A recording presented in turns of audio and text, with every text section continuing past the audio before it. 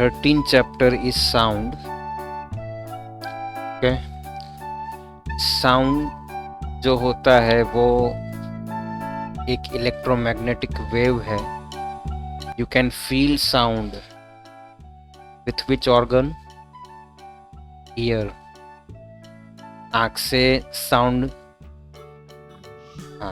महसूस नहीं होता, कान से होता है.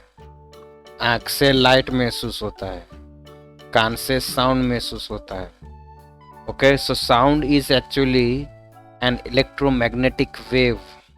ये एक वेव है जो स्पेशली एयर के मीडियम के थ्रू आपके कान तक जाता है और आपको साउंड का अनुभव होता है. ठीक है, ध्वनि का अनुभव होता है. तो ये साउंड है. सो फर्स्ट आपको बोल रहे, how do you come to know that a period is over in your school? आपकी स्कूल में जब पीरियड ओवर होता है तो कैसे पता चलता है? तो एक साउंड बजता है, आपको पता चलता है. बेल बजता है कि चलो भाई पीरियड ओवर हुआ. पीरियड ओवर हुआ, फिर आपको ये भी पता चलता है कि हाँ अब रिसेस हो गया. उसमें ऐसे थोड़ा लंबा बजता है बीच में. ठीक है, और फिर जब लास्ट में छुट्टी होता है तब और लंबा बजता है. आई थिंक मोस्टली स्कूल में ऐसा ही है. तो साउंड से आपको पता चल जाता है कि भाई ये हुआ है. तो भाई ध्वनि तो बहुत ही इम्पोर्टेंट है, शब्द इम्पोर्टेंट है. अभी मैं कुछ बोल रहा हूँ और आपको सुनाई दे रहा है, तो मैं बोला तो एक वेव्स क्रिएट हुआ, वेव्स प्रोड्यूस हुआ, और वो आपके कान में जाकर एक स्पेसिफिक प्रोसेस हुआ. उसके सिग्नल्स आपके ब्रेन तक गए, तब आपको साउंड का महसूस हुआ कि हाँ ये चीज़ बोली गई है ना. और हमारे में तो आपका इंडियन कल्चर में तो साउंड को भगवान माना गया है. उसको कहते हैं नाद ब्रह्म. नाद ब्रह्म है. अलग अलग शब्द, मंत्र, इसके प्रभाव को भी एक्सेप्ट किया गया है. ठीक है, तो देखो साउंड का कितना इम्पोर्टेंट है. साउंड प्रोड्यूस होता है, तो भाई कैसे प्रोड्यूस होता है? How is sound produced? ठीक है, सवाल ये है साउंड कैसे प्रोड्यूस होता है. How does it travel from one place to another? Sound कैसे ट्रैवल करता है, एक जगह से दूसरी जगह पे कैसे जाता है. How do we hear sound? हमको कैसे साउंड सुनाई देता है. Why are some sounds louder than others? कोई साउंड थोड़े लाउड है, कोई थोड़े लो होते हैं, ऐसा क्यों होता है? तो ये सब हमको डिस्कस करना. ठीक है, तो सबसे पहले आपको ये पता हो जाना चाहिए कि साउंड प्रोड्यूस कैसे होता है. तो मोस्ट इम्पोर्टेंट बात यह है कि साउंड प्रोड्यूस होता है कोई भी चीज़ दूसरी चीज़ से जब टकराती है तब वाइब्रेशन प्रोड्यूस होता है. वाइब्रेशन आप करते हो, वाइब्रेट करते हैं तो वाइब्रेशन से साउंड प्रोड्यूस होता है. लेकिन सब साउंड डिफरेंट इसलिए है क्योंकि जो भी मटेरियल से, जो बेस मटेरियल से वाइब्रेशन क्रिएट हुआ वो भी डिफरेंट है. जैसे यहाँ पर आप देख सकते हो कि ये क्या है, हारमोनियम. पता है हारमोनियम में किस चीज का वाइब्रेशन करते हैं? Trapped air. एयर को ट्रैप किया जाता है, उसके अंदर मेटल है लेकिन एयर ट्रैप करके, लीव करके, रिलीज करके एक साउंड क्रिएट करते हैं. तबला में क्या है, तो तबला में यहाँ पर लेदर का कर्टन है, पर्दा है. ठीक है, उसको फिर टैप करके साउंड क्रिएट करते हैं. चमड़े का ये पर्दा होता है. फिर सितार में क्या होता है, तो उसमें भाई मेटल का वायर है, तार है. सितार, तार को वाइब्रेट किया जाता है, फिर साउंड प्रोड्यूस होता है. फ्लूट जो है उसमें एयर है एयर को ट्रैप करके रिलीज करके साउंड प्रोड्यूस किया गया है। ठीक है, देखा, देखो ये कहती है कि भाई फ्लूट का साउंड सुनना है तो मुझे क्लिक करो, तो आपको फ्लूट का साउंड सुनाई देगा। फ्लूट मतलब बांसुरी साउंड।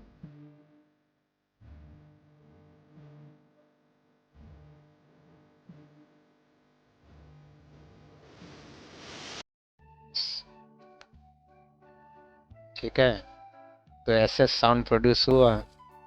अब भी बांसुरी बजा के देखना, साउंड ऐसे प्रोड्यूस कर सकते हैं कि नहीं। ओके, तो ये आपका एक इम्पोर्टेंट पार्ट आज आपको सीखने को मिला कि वाइब्रेशन होगा तो ही साउंड प्रोड्यूस होगा। ठीक है, चलो अब, तो sound is produce by a vibrating body, ये हमने आज सीख लिया। तो देखो इसने कुकर में से स्कूल का बेल बना दिया, कुकर और बेलन मम्मी का ले लिया अंदर से। ठीक है, तो इसने एक्सपेरिमेंट अच्छा कर दिया कि भाई वाइब्रेशन होता है। ठीक है, तो ऐसा आप भी कर सकते हैं।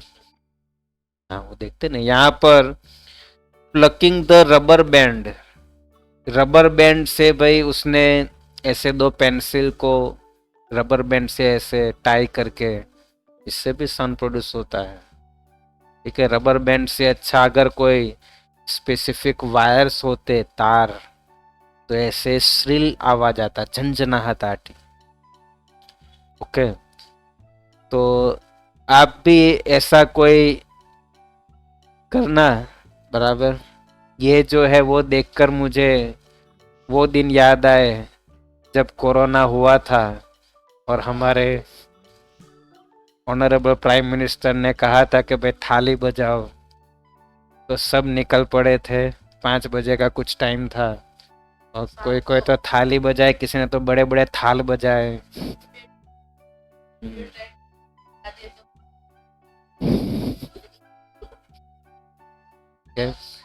तो अपने इंडिया में भी ऐसा होता रहता है, कोई बेवकूफ़ी वाला मिल जाए तो सब बेवकूफ़ निकल पड़ते हैं साथ में।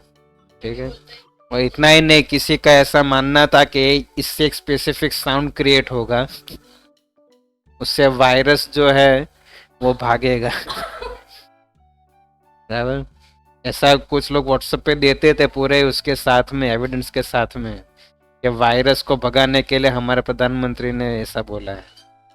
ठीक है, चलो फिर लाइट, पहले प्रधानमंत्री ने साउंड का चैप्टर पढ़ा होगा, फिर बाद में लाइट का चैप्टर पढ़ा होगा, तो फिर उन्होंने बोला कि दिया जलाओ। हाँ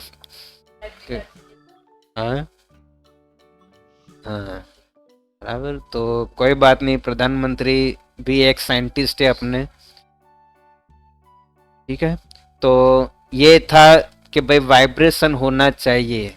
ठीक है, यहाँ पर थाली डायरेक्ट नहीं बजा रहे, यहाँ पर थाली में पानी भी डाला है और फिर वो बजा रहा है।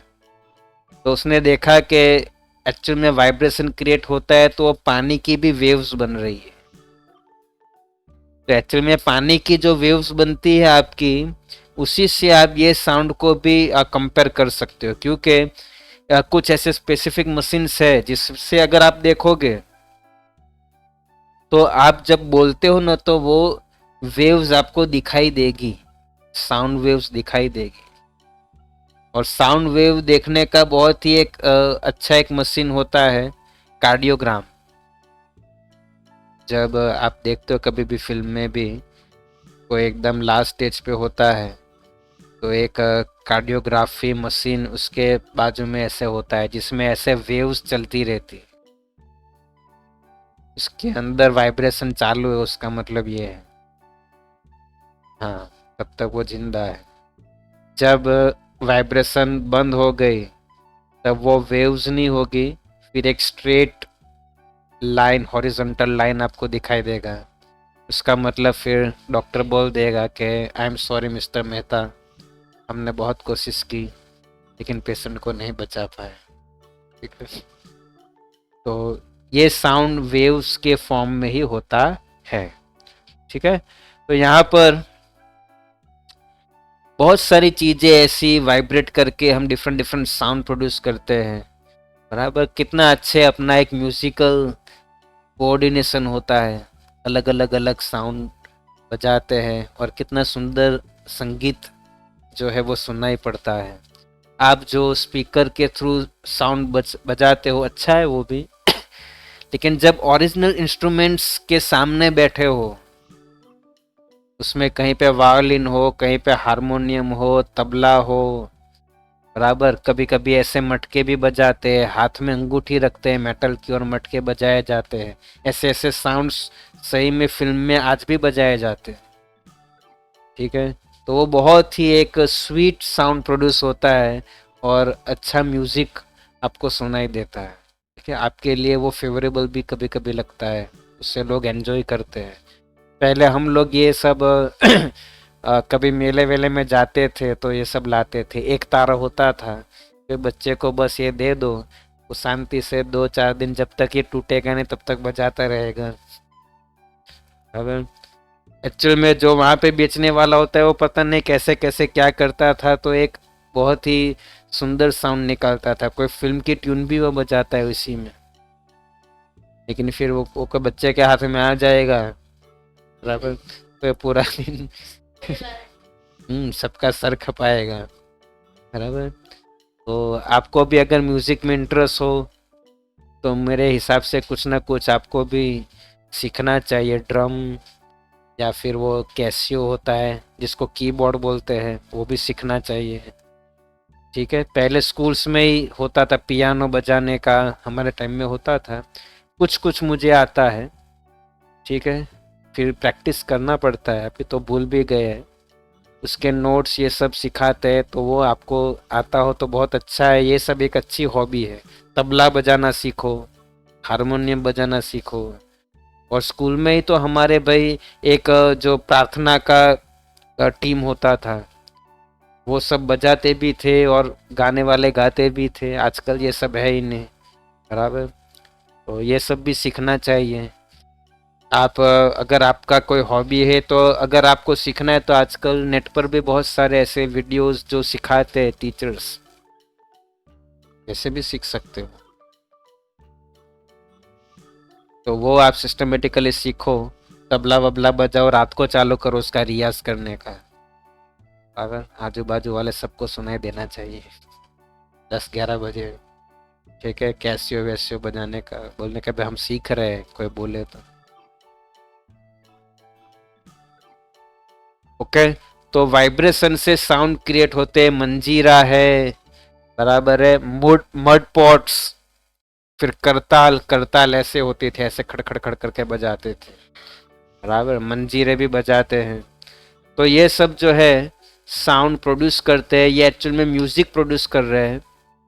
ठीक है, तो कुछ और कंसेप्ट ऐसे साउंड के होते हैं, साउंड्स के डिफरेंट डिफरेंट नोट्स की वजह से ही मतलब सबकी जो है वेव्स की वेव लेंथ अलग अलग होती है, फ्रीक्वेंसी अलग अलग होती है, इसलिए आपको साउंड के एक्सपीरियंस भी अलग अलग आता है। बेस डिफरेंट है, ट्रेबल डिफरेंट है, श्रिलनेस डिफरेंट है, ओके, थर्ड का जो आवाज है वो डिफरेंट होता है, छन से जो आवाज आती है वो अलग अलग होती है, तो उसकी सब फ्रीक्वेंसी डिफरेंट होती है, इसकी वजह से ऐसे डिफरेंट आवाज आती है। ठीक है, तो साउंड प्रोड्यूस ये सब इंस्ट्रूमेंट तो करते ही है, लेकिन नेचुरली आपकी बॉडी में आपका जो गला है वो भी तो साउंड प्रोड्यूस कर रहे हैं, बराबर, तो उसके पीछे कौन से ऑर्गन्स है, वो ऑर्गन्स के क्या फंक्शन है, वो ये पार्ट में आपको देखना है।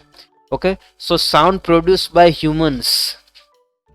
कभी कभी कहते हैं कि कोई किसी का गला अच्छा हो तो वो गा भी सकता है, बराबर, आजकल जो है वो कई लोग गा रहे, speak loudly for a while और सिंग अ सॉन्ग, ऐसा जब कोई बोलते हैं तब आपके गले के अंदर के ये ऑर्गन्स आपको काम में आते हैं। तो in humans the sound is produced by the voice box और द लैरिंग्स, ये आपके अंदर का जिसको कहते हैं स्वर पेटी, आपके गले के अंदर एक स्वर पेटी है, उसको कहते हैं, ठीक है। वॉइस बॉक्स जो होता है उसको स्वर पेटिका कहते हैं। तो वॉइस बॉक्स से हम साउंड प्रोड्यूस करते हैं, okay. So this part of the body is of known as the voice box, okay. ये जो आपका पार्ट है वो वॉइस बॉक्स कहा जाता है। It is at the upper of the wind pipe. जो आपकी श्वास नलिका है, दो है, फूड पाइप और विंड पाइप, दोनों साथ में ही है। तो विंड पाइप के एकदम नीचे ही है, ठीक है, साथ में ही है। Two vocal cords are stretch across the voice box और larynx in such a way that is leave a narrow slit between them for the passage of air। थोड़ा सा उसके बीच में अंतर है, ठीक है। यहाँ पे देखो ये दिखाया गया है,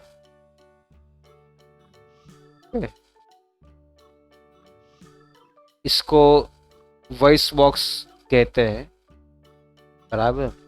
तो एक्चुअल में क्या होता है जिससे ये साउंड प्रोड्यूस करते हैं? तो when the lungs force air through the slit, the vocal cords vibrate, producing sound।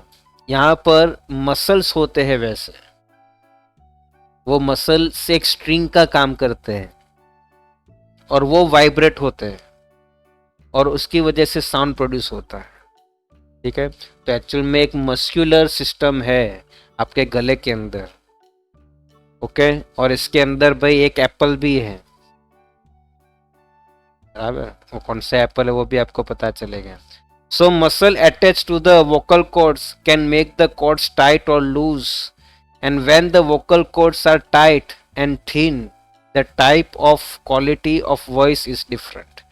कभी कभी अगर थिन होता है तो क्वालिटी डिफरेंट होता है, ओके।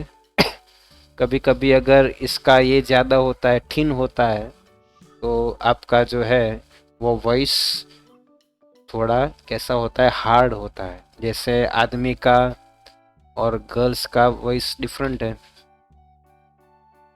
गर्ल्स, तो यहाँ पर ये बहुत अच्छे से समझाया है आपको, वीडियो थ्रू सब ऑर्गन्स देखने को मिलेगा।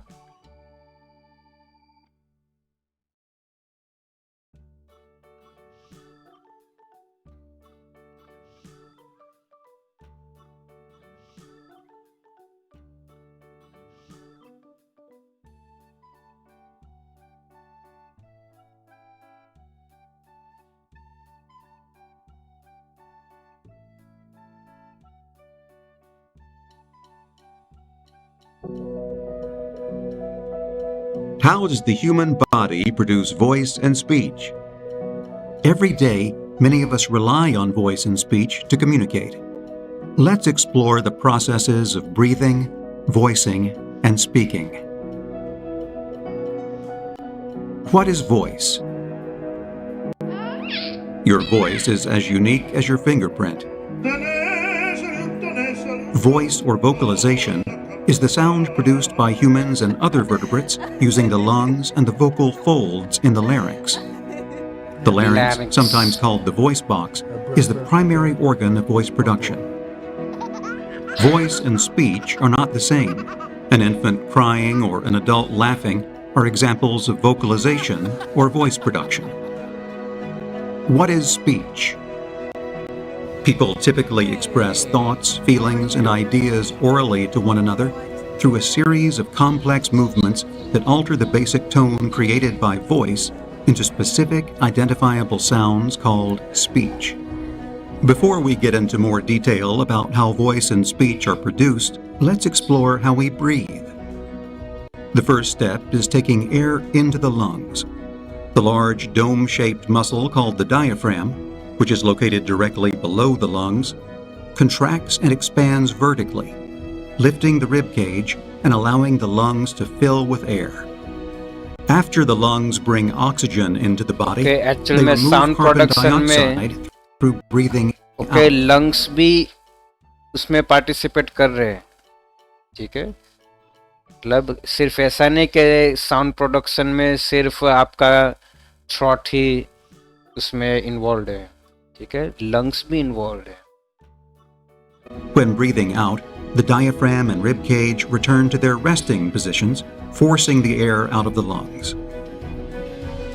How do we produce voice? There are several parts of the अब body यहाँ that पर play आपको a समझा role रहे in हैं। voice production. Vocal folds are two bands of tissue that are positioned opposite each other in the larynx. The larynx is located between the base of the tongue and the top of the passageway to the lungs, known as the trachea. ये When you are trachea not है। speaking, the vocal folds are open so that you can breathe. Voice is generated by airflow from the lungs. When it's time to speak, the pressure below the larynx increases until it blows the vocal folds apart. Hello. Hello.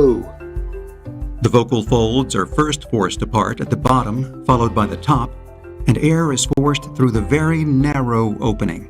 The opening between the vocal folds is called the glottis, which opens during breathing and narrows during voice production. The pressure forces the air through the vocal folds, which creates a suction as we exhale. This suction pulls the vocal folds together at the bottom, followed by the top. When the air from the lungs blows past the vocal folds at a high speed, the vocal folds vibrate.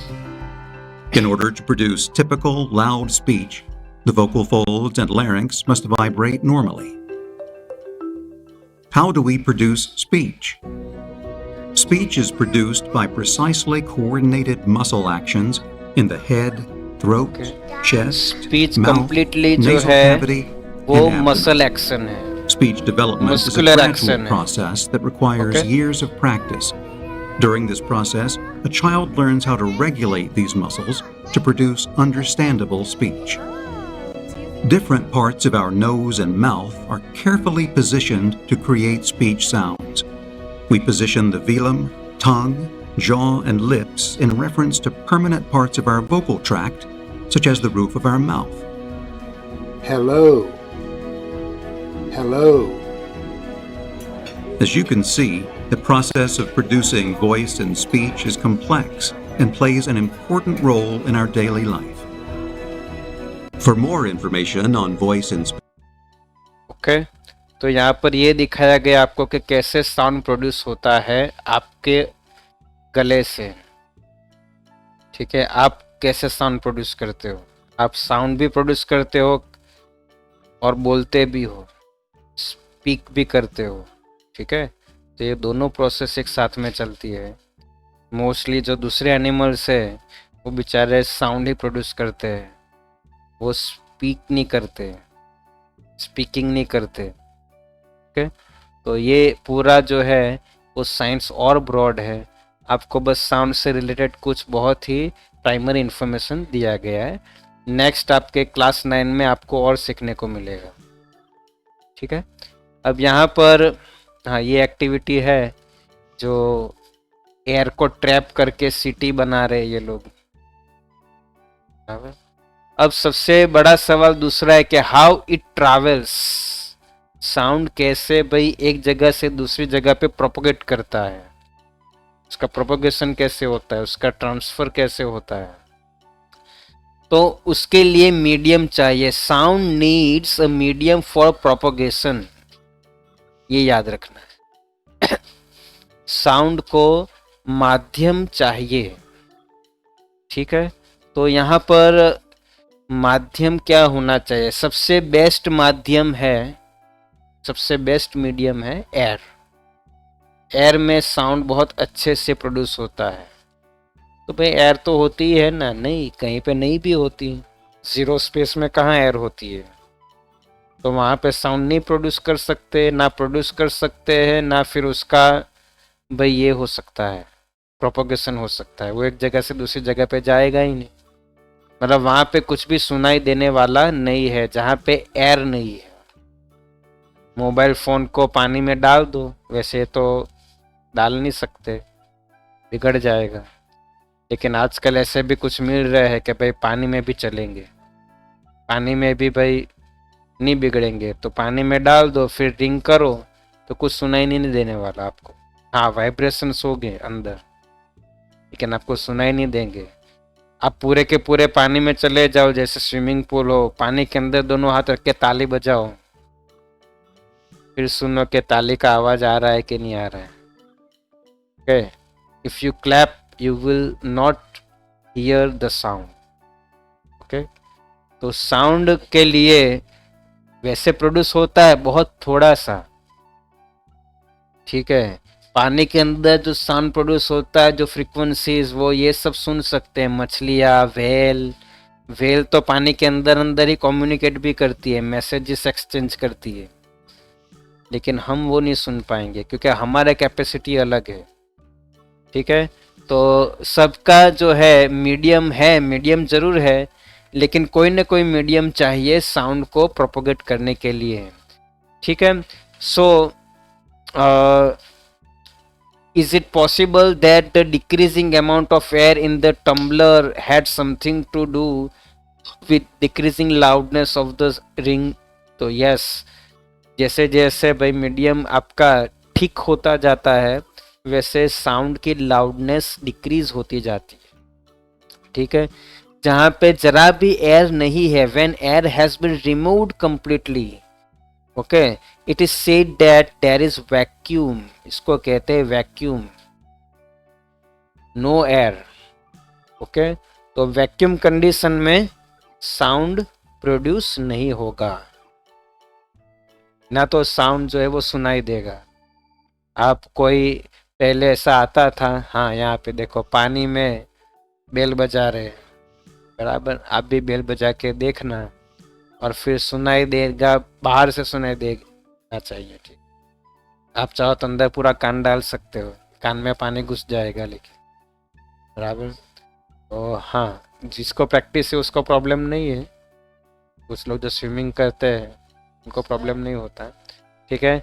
तो यहाँ पर आपको ये आवाज़ सुनाई नहीं देगी, ठीक है। यहाँ पर दूसरा भी एक हम कर सकते हैं कि साउंड के जो प्रोपोगेशन के लिए सिर्फ एयर ही नहीं होता, बहुत से दूसरे भी होते हैं। दीवार में भी प्रोड्यूस होता है साउंड, सुनाई भी दे सकता है, जमीन में भी होता है, ठीक है। अर्थक्वेक जो होता है वो भी एक्चुअल में एक तरीके की रेडियो फ्रीक्वेंसी है। अर्थक्वेक में भी वेव्स क्रिएट होते हैं, वाइब्रेशन होता है, समझ में आया। वो जमीन के अंदर जो है वो प्रोपोगेट करता है। तो ये जो है साउंड के मीडियम्स होते हैं, ठीक है, बहुत सारे मीडियम हैं। हम एक करेंगे अगर आज टाइम मिलेगा तो एक्सपेरिमेंट, ये सब एक्वेटिक क्रिएचर्स जो होते हैं वो, ठीक है। We hear sound through our ears, तो ईयर में मेन ऑर्गन तो अपना ईयर है, तो वो भी देखना पड़ेगा। प्रोड्यूस करने वाला है थ्रॉट, और उसको जो कैच करता है, रिसीव करता है, वो कौन है? ईयर है, कान है। तो कान का जो हम बोलते हैं ना पर्दा, वो पर्दा तो हम बोलते हैं, एक्चुअल में वो क्या है? Ear drum. ईयर ड्रम जो होता है वो आपके रिसीव करता है कान के अंदर। तो जो आपके ईयर का स्ट्रक्चर है वो यहाँ पर दिया हुआ है, ठीक है। This is year structure. Year structure के अंदर बहुत सारे एक्चुअल में तो ऑर्गन है छोटे छोटे, लेकिन अभी आपके टेक्स्ट बुक में दिया नहीं है। We will see a video, यहाँ पर हमको पूरा स्ट्रक्चर समझा रहे हैं। तो ईयर कैसे वर्क करता है वो भी देखो, ईयर का फंक्शन देखो।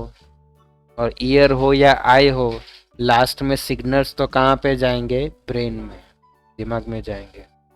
देखो ये आपका कान है,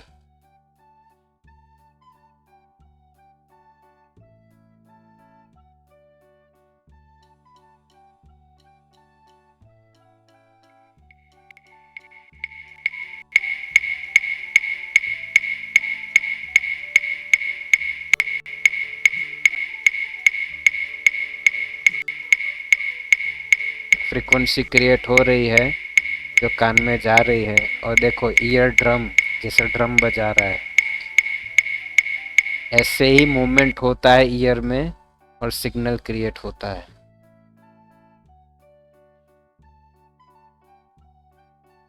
it was year, ear drum, बराबर। इसी को हम कहते हैं पर्दा।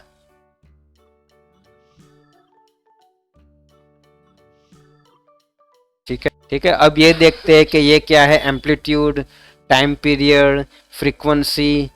ओके, ये सब क्या है।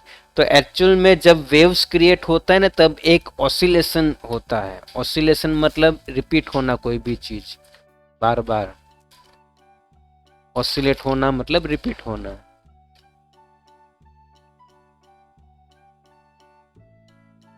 ठीक है, यहाँ पर हम देख सकते हैं कि जैसे ये वेव है।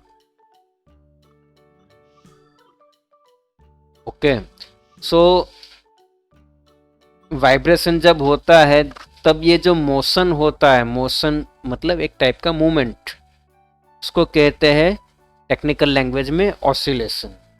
ठीक है, तो देखो ये आपका है, ऑसिलेट हुआ।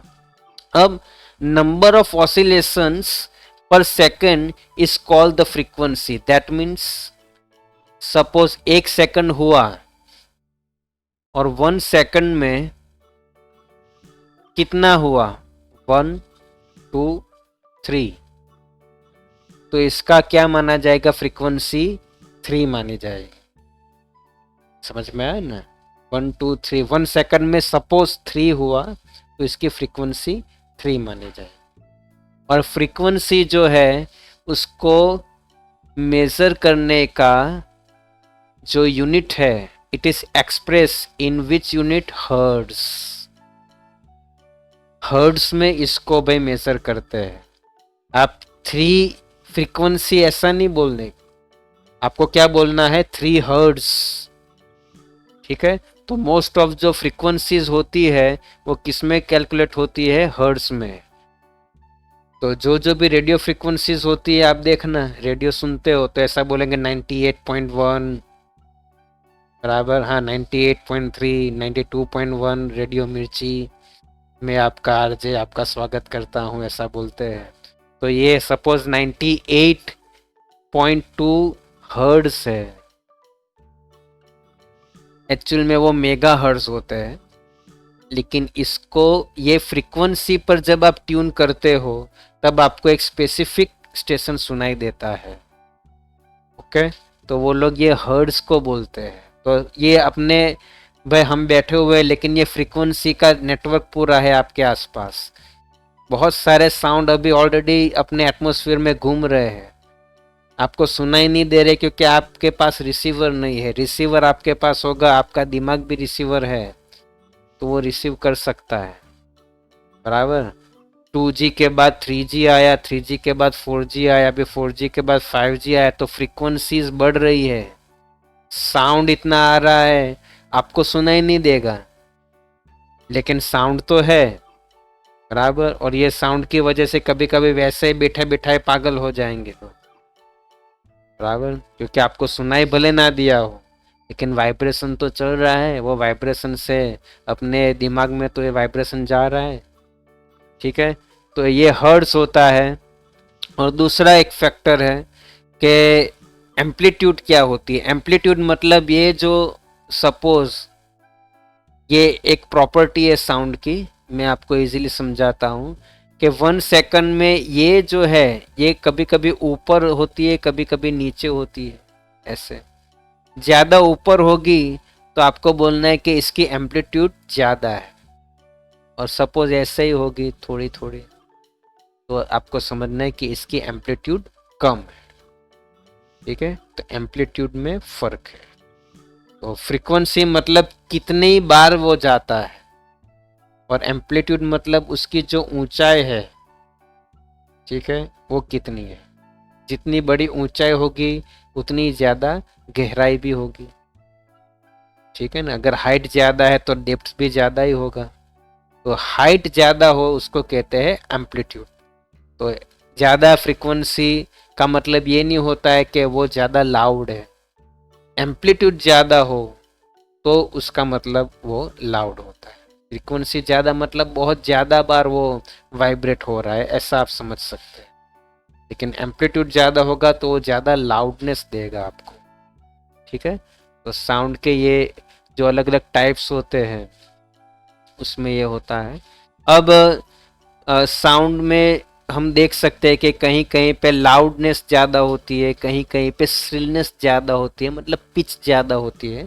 ये किस पे डिटरमाइन करता है? ये फ्रीक्वेंसी पे डिटरमाइन करता है, ठीक है। तो यहाँ पर ये भी आपको देखना है, एम्पलीट्यूड पे डिटरमाइन नहीं करता, फ्रीक्वेंसी पे डिटरमाइन करता है। So if the frequency of vibration is lower, we say that the sound has a lower pitch. Okay, for example, a drum vibrates with a low frequency, therefore it produce बराबर low sound, ठीक है। ये जो है वो आपका बहुत दूर तक नहीं जाता, लेकिन अगर कोई बेल बजाए तो दूर तक जाता है। इसीलिए तो स्कूल में बेल बजाते, ड्रम बजाते देखा किसी ने कि भाई पीरियड बजाए तो ड्रम बजाएंगे, ठीक है। तो इसलिए इसका साउंड ज़्यादा दूर तक नहीं जाता, लेकिन अगर आप ये बजाएंगे, सीटी बजाएंगे, तो दूर तक जाता है, क्योंकि इसकी फ्रीक्वेंसी ज़्यादा है, ठीक है। तो ये भी एक इम्पोर्टेंट पार्ट है। Okay, so whistle has a high frequency and therefore produces sound of higher pitch. A bird makes high pitch sound whereas lion makes a low pitch sound. Lion जो है उसका फ्रीक्वेंसी कम है, bird का frequency ज़्यादा है। Bird की आवाज़ दूर तक सुनाई देती है, लायन की आवाज़ दूर तक सुनाई नहीं देती, बराबर है। तो ये आपको देखना चाहिए। अब दूसरा है Audible and inaudible sounds. Audible sound मतलब जो सुनाई दे, बराबर, और इनऑडिबल साउंड मतलब वो साउंड होता तो है लेकिन सुनाई नहीं देता। तो ऐसा क्या होता है भाई? होता है तो सुनाई तो देता है नहीं, ऐसा भी साउंड्स होते हैं। आपका जो है, आपका जो ईयर है उसकी कैपेसिटी है 20 to 20,000 hertz. 20 to 20,000 hertz. Hertz मतलब मैंने अभी आपको बताया फ्रीक्वेंसी का यूनिट क्या है, हर्ट्ज, और फ्रीक्वेंसी क्या है वो भी मैंने आपको समझाया। एक सेकंड में जितने बार वो जाता है उसको फ्रीक्वेंसी कहते हैं। तो आपकी कैपेसिटी है 20 to 20,000। अगर 20 से कम होगी फ्रीक्वेंसी तो भी आपको सुनाई नहीं देगा, और अगर 20,000 से ज़्यादा है तब भी आपको सुनाई नहीं देगा। तो ज़्यादा है लेकिन सुनाई नहीं देगा, समझ में आया? आपको लगेगा कि आवाज़ है ही नहीं, लेकिन आवाज़ होता है। बैठे बिठाए आपको ये महसूस होगा कि आपका सिर दुख रहा है, लेकिन आवाज़ आपको सुनाई नहीं देगी। ऐसा एक मशीन बनाया था कि आपको खाली उसमें लगा देना है, प्लग में चालू कर दो, उसके अंदर कोई दूसरा आपको मूवमेंट नहीं लगता। वो चालू कर देने से घर में चूहे हो, बराबर मच्छर मक्खियाँ हो, छिपकली हो, कॉकरोच हो, वो सब भाग जाएंगे। तो बहुत अच्छा मशीन आ गया था, ये काफ़ी साल पहले आया था। तो लोग बहुत ही खुश हो गए कि भाई ये सब मच्छर भी भाग जाएंगे, मक्खी भी भाग जाएंगी, चूहे भाग जाएंगे, और सच में भागते थे। तो कुछ लोग खरीदने भी लगे, लेकिन बाद में पता चला कि ये तो भाग रहे हैं, लेकिन जो घर के लोग हैं उनका सिर बहुत दुख रहा है। तो भाई क्यों दुख रहा है? कोई साउंड तो है नहीं। साउंड था नहीं, सुनाई नहीं दे रहा था, लेकिन साउंड था। उसमें ऐसी सिस्टम बनाई थी कि 20,000 से भी ज़्यादा हर्ट्ज का, बहुत ज़्यादा हर्ट्ज फ्रीक्वेंसी वाला साउंड प्रोड्यूस होता था, जो ह्यूमन को सुनाई नहीं देता था। लेकिन ये जो मच्छर मक्खी ये सब उनको सुनाई देता था। उनको एकदम से समझ लो कि जैसे सायरन बजता हो। तो वो लोग तो भाई बेचारे भाग गए। लेकिन प्रॉब्लम ये आया कि वहाँ के लोग को भी भाई ये प्रॉब्लम होने लगी, बराबर, ज़्यादा डिप्रेस होने लगे, ज़्यादा जो है वो माइग्रेन होने लगा। फिर पता चला कि भाई ये मशीन की वजह से ये हो रहा है। फिर ये मशीन को बैन कर दिया गया कि भाई ऐसा कोई थोड़ी चला सकते है, अपने को सुनाई नहीं देता है। वैसे ही इसकी हालत भी होगी बहुत जल्द 5G की। वैसे ही लोगों को brain tumours, cancer, anxiety, depression, migraine ज़्यादा हो ही रहा है। ऐसा भी हो सकता है कि ये 5G मतलब उसके लिए आपके लिए फ़ोन होना ज़रूरी नहीं है, आसपास 5G का टावर ही चालू हो जाएगा, आपको थोड़ी पता चलेगा। 5G का फोन हो ना हो, फ्रीक्वेंसी तो तैरने लगेगी एटमॉस्फेयर में, बराबर। तो कुछ लोगों को लगता है, वैसे साइंटिफिकली प्रूव नहीं है और प्रूव करेंगे भी क्यों, ये तो बिजनेस की बात है, ये तो फाइनेंशियल मैटर है। तो भाई अपना तो धंधा चलना चाहिए, अंबानी को और अमीर बनाओ। और लोग भी पागल के जैसे कि 5G आ गया, लोग तो कूद पड़ेंगे कि बहुत ज़्यादा स्पीड, ऐसे क्लिक करो और वीडियो चालू। लेकिन भाई कोई एक फ़ायदा होता है तो साथ में नुकसान के बारे में भी सोचना पड़ता है, एनवायरनमेंट, हेल्थ, ये सब भी सोचना पड़ता है, बराबर। तो ये आपकी ऑडिबल फ्रीक्वेंसी होती है। जैसे ही ऑडिबल एंड इनऑडिबल साउंड है, वैसे ही नॉइज और म्यूजिक भी होता है। नॉइज मतलब जिसको आप पसंद नहीं करते, आपके लिए भाई जिसे ऐसा लगे कि भाई कान बंद कर दो।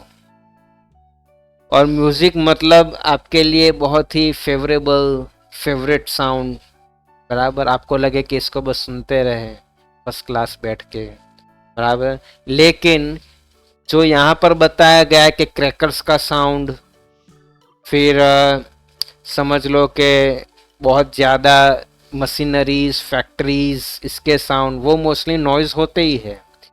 लेकिन फिर भी नॉइज़ का और म्यूज़िक का डेफिनेशन अलग अलग पर्सन के लिए अलग अलग हो सकता है। जिसके लिए कोई साउंड म्यूज़िक है, किसी दूसरे के लिए वही साउंड नॉइज़ हो सकता है, बराबर। वो जो आपके गायक है हनी सिंह और हिमेश रेशमिया, बराबर, वो सब जो सिंगर्स है, वो आपके लिए म्यूजिक हो सकता है और हमारे लिए वो नॉइज हो सकता है, ठीक है ना। और हम जो सुनते हैं किशोर कुमार, मोहम्मद रफ़ी, बराबर, ये सब आपके लिए नॉइज हो सकता है, हमारे लिए वो म्यूजिक हो सकता है।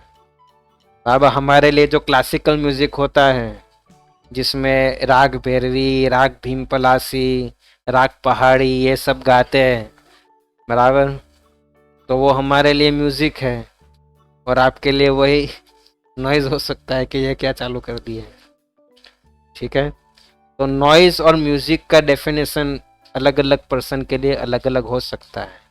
क्रैकर्स कुछ लोगों के लिए नॉइज है, तो कुछ लोगों के लिए कि चलो क्रैकर्स का साउंड मजा आएगा, बॉम्ब फोड़ते हैं, तो उनके लिए तो म्यूजिक ही है, ठीक है। तो नॉइज और म्यूजिक अलग अलग है, लेकिन उसको परफेक्टली डिफाइन नहीं कर सकते।